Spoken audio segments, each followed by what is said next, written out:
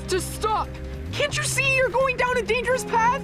No way, Craig! I'm tired of playing by everyone else's rules, especially yours, Mackenzie.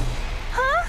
Playing horse with you and the others used to be a lot of fun, but all your rules make it not fun. That's why me and Cowboy are gonna steal a whole train full of milk and live as free as real horses. But you're literally going down a dangerous path! The track is out! And there's a cliff!